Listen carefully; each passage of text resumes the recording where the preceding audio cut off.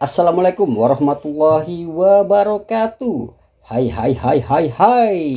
Apa kabarnya kalian Mas Bro dan Mbak Sis? Gimana, udah pada mandi belum?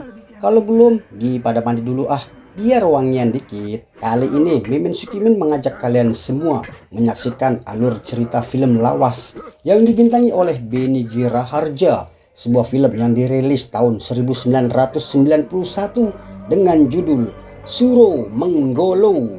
Ya udahlah, langsung aja kita bombardir filmnya Mas Bro. Ponorogo pada tahun 1496 Masehi, dikala kerajaan Majapahit telah runtuh. Saat Islam memasuki tanah Jawa, menyebar luas sampai ke pelosok negeri. Pertentangan-pertentangan tidak dapat dihindarkan yang disulut oleh kelompok-kelompok yang tidak menginginkan Hindu dan Islam hidup berdampingan dengan damai.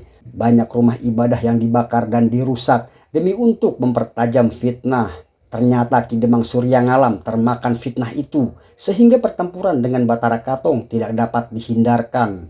Pria berkumis ini adalah Ki Demang Suryangalam, seorang pemimpin dari kalangan masyarakat Hindu. Sedangkan pria berjubah putih ini adalah Batara Katong, seorang ulama besar dan juga pemimpin di wilayah Ponorogo. Nah, kalau pria berbaju merah ini namanya Surogento, orang yang tidak suka Islam berdampingan dengan Hindu. Dialah yang mengadu domba antara Batara Katong dan Demang Suryangalam. Tapi pengerusakan tempat-tempat ibadah kami adalah hal yang tidak bisa kami terima. Jangan menuduh yang bukan-bukan, Batara Katong. Lantas, siapa yang melakukan semuanya itu? Rupanya ujung lidah sudah tidak berguna lagi. Ujung pedang yang harus berbicara sekarang. Serbu! Dan akhirnya peperangan pun terjadi Mas Bro.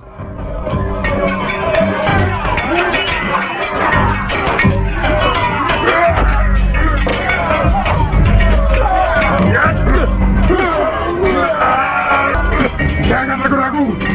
Maju! Dalam pertempuran itu, pasukan Ki Demang Suryangalam berhasil dipukul mundur oleh pasukan Batara Katong. Hingga akhirnya Batara Katong berhadapan langsung dengan Ki Demang Suryangalam.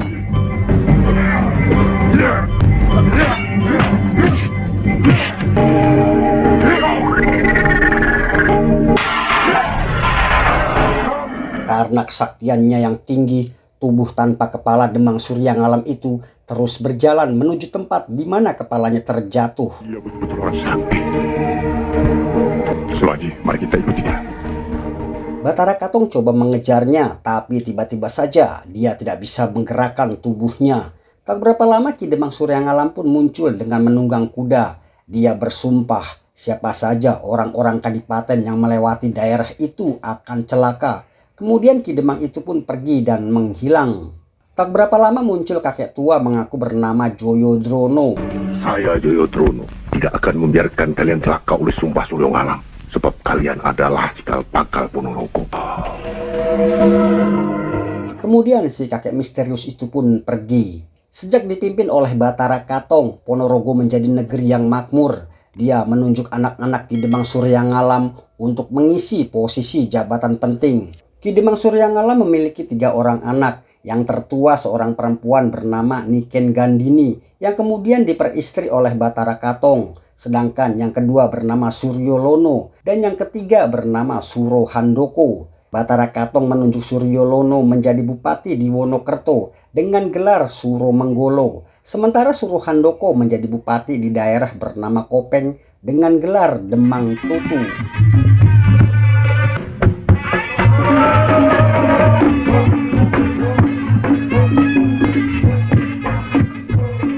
Hingga suatu hari Batara Katong yang sudah tua dan sakit-sakitan merasa kalau ajalnya sudah dekat. Dia mengumpulkan semua pejabat Kadipaten Ponorogo, anak dan juga cucunya dengan maksud ingin menyerahkan kepemimpinan Ponorogo pada putra dari istri pertamanya yang bernama Panembahan Agung. Sedangkan anak dari istri kedua yang bernama Bondan Sariti diangkat menjadi Bupati Nayoko sekaligus menjadi penasehat Panembahan Agung. Dalam pertemuan itu terlihat kalau anak perempuan Suro Handoko yang bernama Suminten sepertinya menaruh hati pada cucu Batara Katong yang bernama Raden Subroto. Kemudian Batara Katong mengangkat Suro Menggolo menjadi Manggala. Mungkin seperti pengawal pribadi gitu Mas Bro. Dia mendapat tanggung jawab untuk menjaga semua keluarga adipati, istri dan anak-anaknya, terutama cucu kesayangannya Raden Subroto. Setelah berwasiat dan bagi-bagi jabatan, akhirnya Batara Katong pun wafat. La ilaha illallah Muhammadur Rasulullah. Inna lillahi wa inna ilaihi. Sepertinya pengangkatan Surumenggolo menjadi Manggala membuat iri keempat saudara seperguruannya, terutama adiknya yang bernama Suruhandoko. Dengan wafatnya Batara Katong, mereka merasa Ponorogo bisa dikuasai. Penghalang mereka hanya satu, yaitu Surumenggolo yang sudah ditunjuk menjadi Manggala dan merupakan salah satu warok paling setia pada Batara Katong. Batara Katong sudah mati. Kini saatnya. Ya betul. Kecuali Surumenggolo. Keturunan Batara Katong tidak ada yang tebal kulitnya. Ingat kak, Surumenggolo kakak kandungmu sendiri. Kebencian dan dendamku menghapus tali darah dengannya.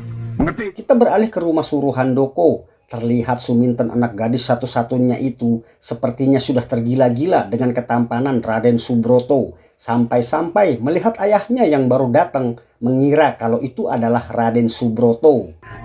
Kang Mas! Kang Mas!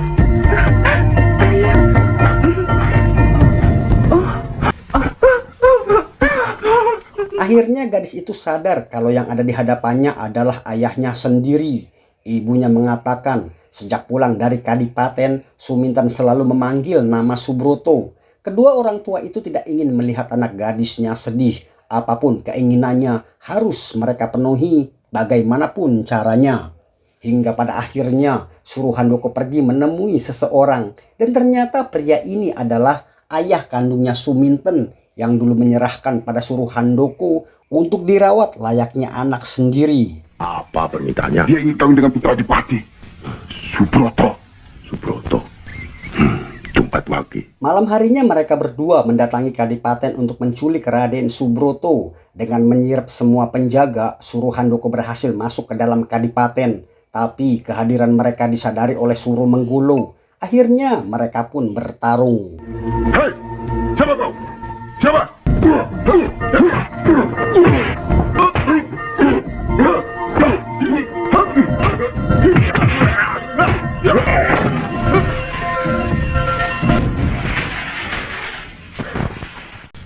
Jambu putih, rasanya aku kenal. Singkat cerita, malam itu Suruhandoko gagal membawa Raden Subroto. Tak berapa lama muncullah Surugento, orang yang dulu mengadu domba Batara Katong dengan Ki Demang Suryangalam. Bukan tandinganmu dan bukan pula musuhmu. Paman Surugento. Iya. Dia mengatakan kalau ayahnya memiliki senjata ampuh bernama keris condong lawe yang bisa digunakan untuk membantunya mendapatkan Raden Subroto. Menurut Surugento, keris itu berada di sebuah gua di tengah hutan Teledong. Dan untuk mendapatkan keris condong lawe, Suruhandoko harus bertapa di dalam gua itu. Kau akan menuju ke sebuah gua. Bertapalah di sana. Setelah melakukan tapa beberapa hari, akhirnya Suruhandoko berhasil mendapatkan keris condong lawe yang dihuni dua makhluk aneh. Mungkin ini jin atau blue jin, mas bro. Kita kembali ke Suminten yang gak ada habis-habisnya manggil-manggil Subroto. Lagi-lagi ayahnya yang baru aja pulang bertapa dikira Raden Subroto dan langsung main sosor. Kang Mas! Kang Mas! Subroto! Ayahmu, jangan. Suminten, kenapa kau nak? Kenapa? Melihat kondisi anaknya yang semakin mengenaskan, Suruhandoko segera melakukan ritual. Beberapa saat kemudian, kedua makhluk halus itu pun muncul. Kalian bawa Raden Subroto, putra Adipati Panabahan Agung itu kemari. Kapan? Malam ini juga. Tahu kalau ada yang tidak beres di Kadipaten, sebagai Manggala, Surumenggolo bergegas memeriksa kondisi Raden Subroto. Tapi kekuatan dua makhluk yang dia hadapi kali ini cukup hebat, mas bro. Surumenggolo akhirnya gagal menyelamatkan Raden Subroto. Tak berapa lama dua makhluk itu pun sampai di rumah Suruhandoko dengan membawa Raden Subroto. Dan tugas kami selesai.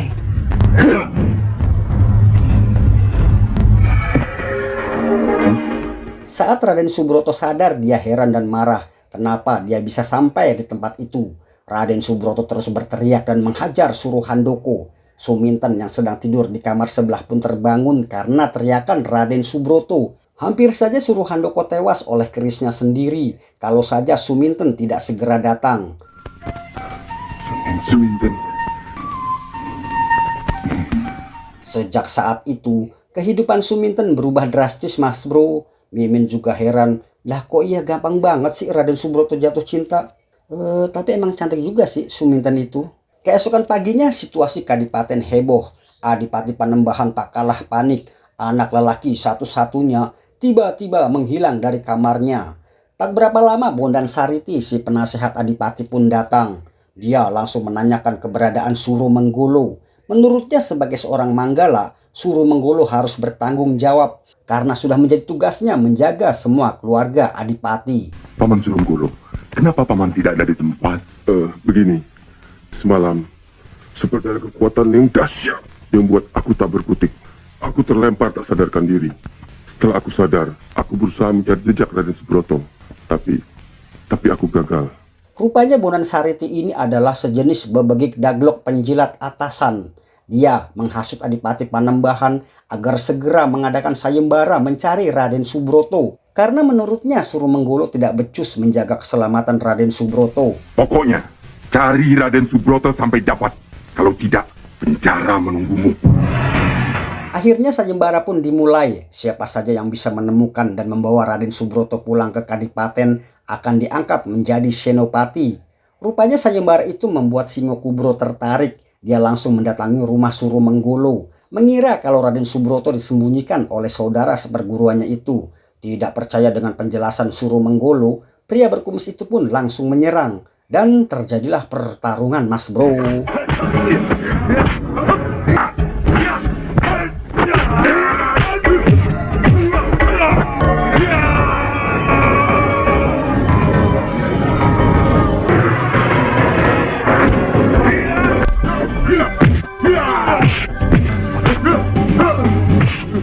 Di tengah pertarungan, tiba-tiba Singokubro berubah wujud menjadi seekor harimau.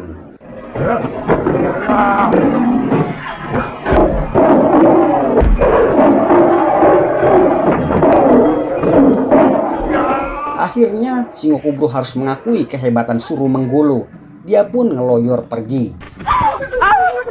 Tidak apa-apa. Malamnya Suro Menggolo semedi. Dia bertemu dengan mendiang Batara Katong. Adipati yang sudah wafat itu tahu masalah yang dihadapi oleh pengawal setianya. Kemudian dia memanggil seseorang yang bernama Joyodrono untuk membantu Suro Menggolo mencari Raden Subroto. Suro Menggolo, aku tahu di mana Raden Subroto berada. Aku akan ambil dia.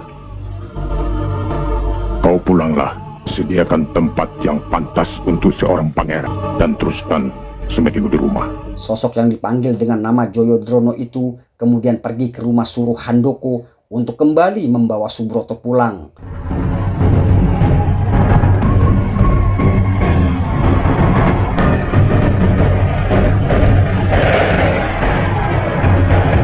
Setelah berhasil mengantarkan cucu Batara Katong itu pada Suro Menggolo, pria tua misterius itu pun pergi.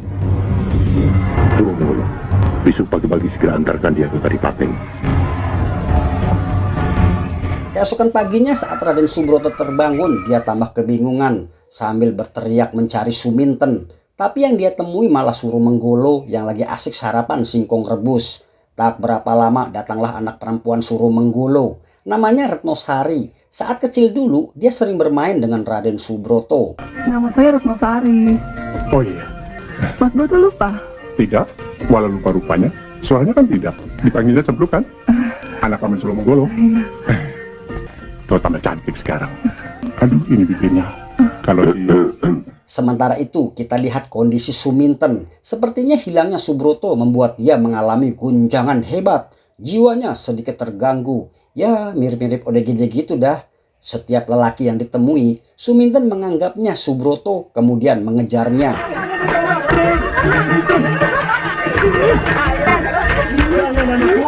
Sebagai orang tua, Suro Handoko pastinya sedih, khawatir. Dia terus mengikuti anak perempuannya itu pergi. Malamnya Suro Handoko kembali melakukan ritual memanggil makhluk yang bersemayam di keris Condong Lawe. Dia memerintahkan kedua makhluk itu untuk mencari dan membawa Raden Subroto. Cari dan bawa segera Raden Subroto kemari.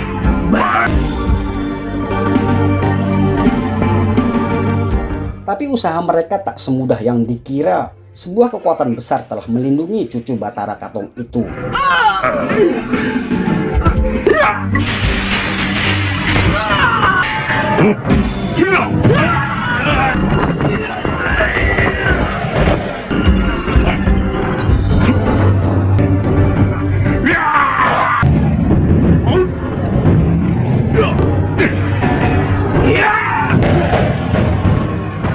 Gagal mengalahkan Joyodrono, akhirnya mereka pulang. Misi gagal, Mas Bro.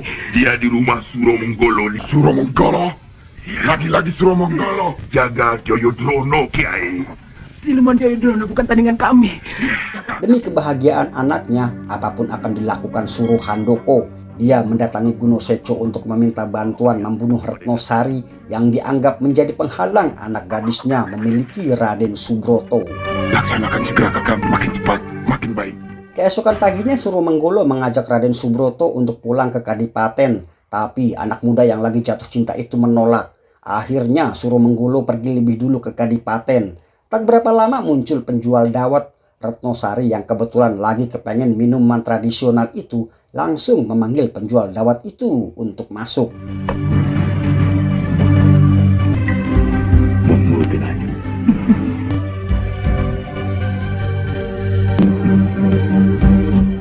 Setelah yakin Retno Sari meminum dawet itu, si penjual pun bergegas pergi. Padahal dia belum dibayar loh, Mas Bro. Tak berapa lama setelah minum dawet, tiba-tiba inilah yang terjadi pada Retno Sari.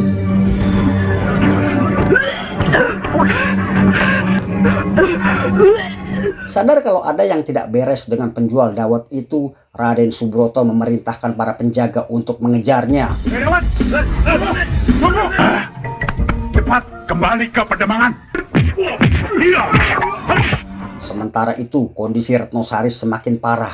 Mulutnya terus mengeluarkan cairan hijau. Mungkin karena yang dia makan dawet hijau.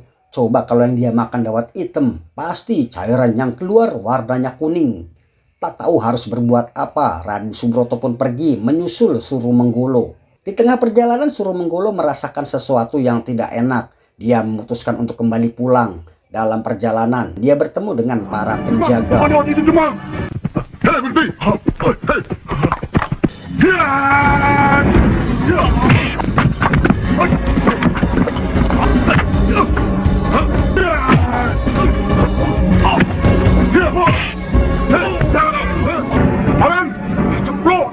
Akhirnya Suro Menggolo melepaskan penjual dawet itu dan bergegas pulang. Melihat kondisi anak gadisnya yang mengenaskan, dengan kesaktian yang dimiliki, Suro Menggolo menghisap racun dari tubuh Retno Sari.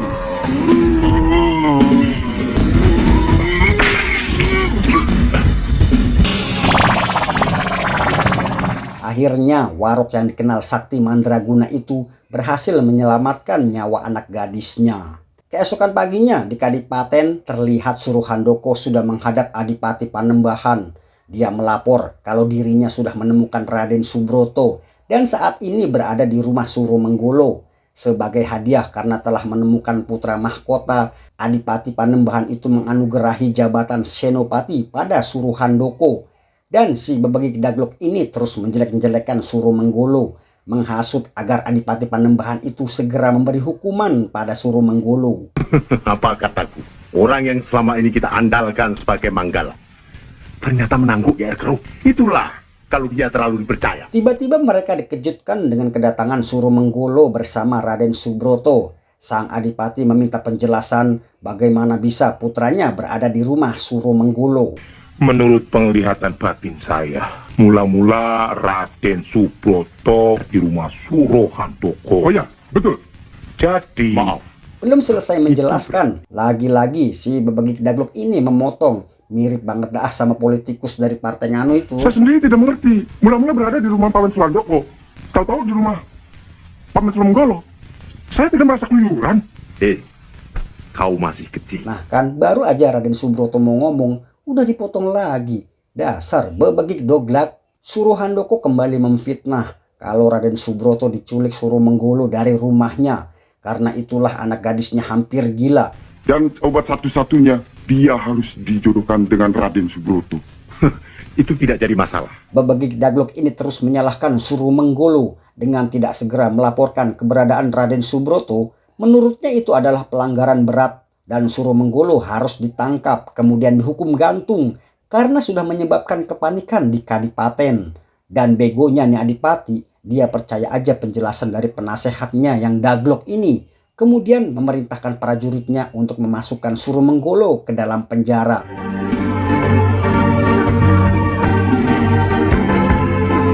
Paman, paman. Masuk ke dalam. Cepat. Maaf, Firman. Kami hanya menjalankan tugas. Besok bangun ini harus selesai. Biar dia cepat mampus. Sementara di dalam penjara terlihat Joyodrono mendatangi Surumenggolo. Dia heran. Padahal kalau mau dengan sangat mudah Surumenggolo melawan dan melarikan diri. Kenapa kau diam saja? Aku diajarkan oleh guruku untuk mengabdi dan setia pada Adipati, walau apapun yang terjadi. Jangan menyesal kalau aku bertindak sendiri. Maksud Kiai? Pagi harinya sebelum eksekusi dimulai, Joyodrono merasuk ke tubuh Raden Subroto yang masih tertidur. Dia berjalan keluar sambil menghajar para penjaga, kemudian menuju tiang gantungan.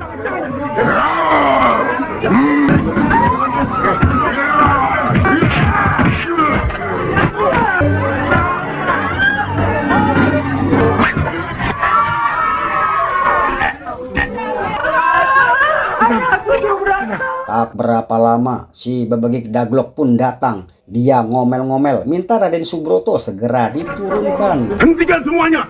Kenapa kalian diam saja, goblok? Yang gantungan itu buat Surumenggolo, bukan buat dia. Mendengar nama Surumenggolo akan digantung, Raden Subroto ngamuk dan langsung mencengkeram tubuh penasehat ayahnya itu.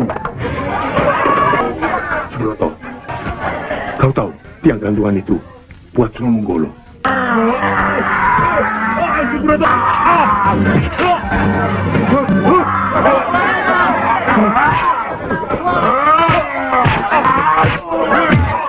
Melihat Bondan Sariti dihajar, penduduk malah kegirangan. Sepertinya mereka juga sudah muak dengan kelakuan Bondan Sariti yang telah menjebloskan Surumenggolo ke penjara.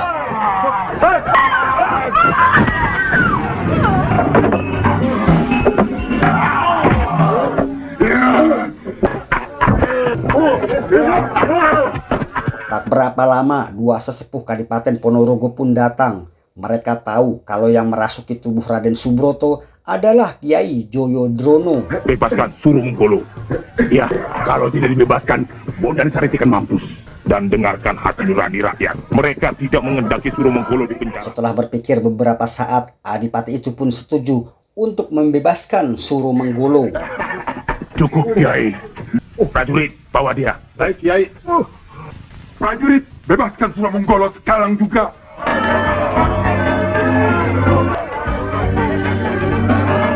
Untuk menentukan siapa yang benar dan siapa yang salah antara Suruhandoko dan Surumenggolo, Adipati Ponorogo itu meminta mereka untuk bertarung. Siapa yang menang, dialah yang benar. Aku mendapat wangsit. Siapa yang benar dan salah harus diuji. Paman Surumenggolo harus bertarung dengan Suruhandoko. Hari pertarungan pun tiba. Kedua kakak beradik yang sakti itu saling berhadapan.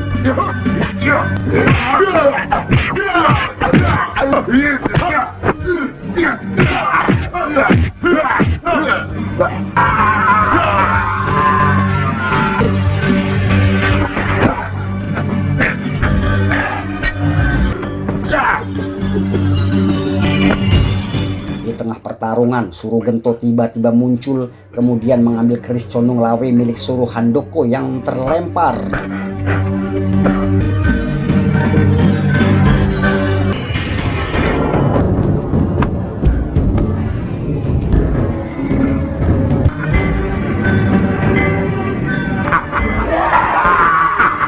Kedua makhluk penghuni keris itu pun masuk ke dalam tubuh Raden Subroto. Seketika tubuh Raden Subroto berubah macam hulek kalau lagi berubah wujud gitu mas bro.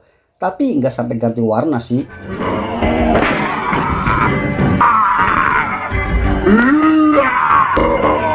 Kita kembali pada pertarungan sengit antara Surumenggolo dan Suruhandoko. Hampir saja Surumenggolo melempar adiknya itu ke dalam kawah gunung berapi. Tapi karena mengingat tali persaudaraan di antara mereka, dia pun mengurungkan niatnya.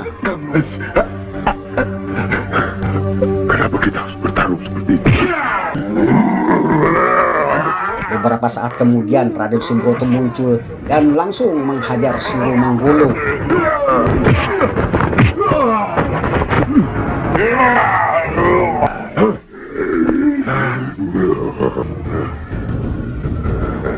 Akhirnya Joyodrono pun muncul. Sepertinya kedua makhluk itu jiper melihat kehadiran pria tua misterius yang entah dari mana asal usulnya. Suruh Handoko kembali menyerang kakak kandungnya itu.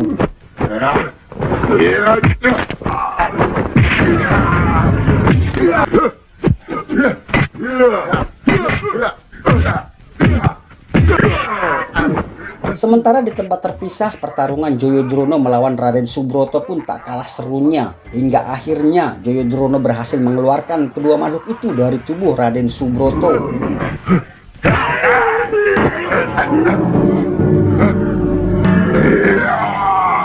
Joyodrono mengembalikan salah satu makhluk itu ke dalam keris Condong Lawe. Kemudian dia membawanya ke sebuah bukit dan menancapkan keris itu.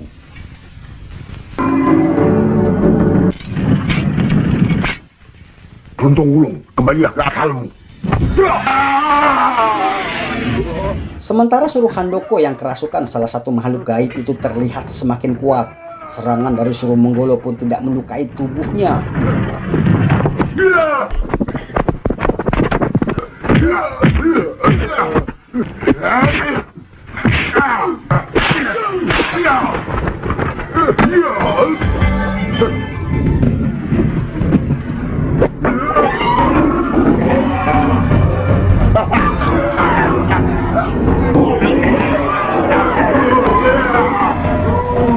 Akhirnya Suruh Handoko menyerah dan mengaku kalah. Tapi tiba-tiba saja si iblis betina berbaju merah ini menyerang Suro Menggolo.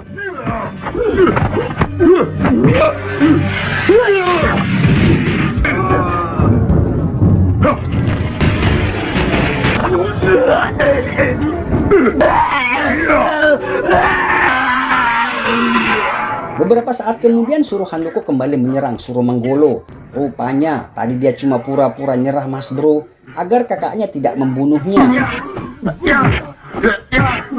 Aku sudah memuncak.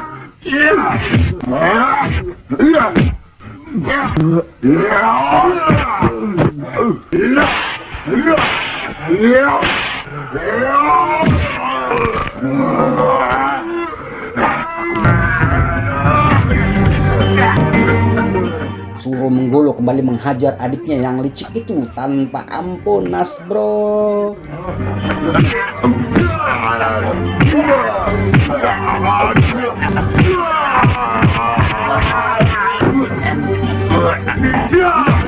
Setan berseraka jiwamu dan tempatmu yang pantas hanya di neraka. Hei, Suro Menggolo, dia adik kandungmu.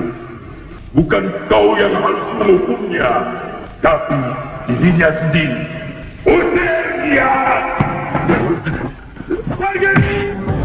Dan film pun selesai. Demikianlah salah satu film lawas yang dibintangi oleh Benny Giraharja. Semoga bisa menghibur teman-teman semua. Terima kasih sudah menonton. Jangan lupa diklik tombol subrek dan loncengnya agar kalian mendapatkan notifikasi di film-film selanjutnya. Sekian dari Mimin Sukimin. Tetap semangat dan tetap menjadi manusia luar biasa. Wassalam.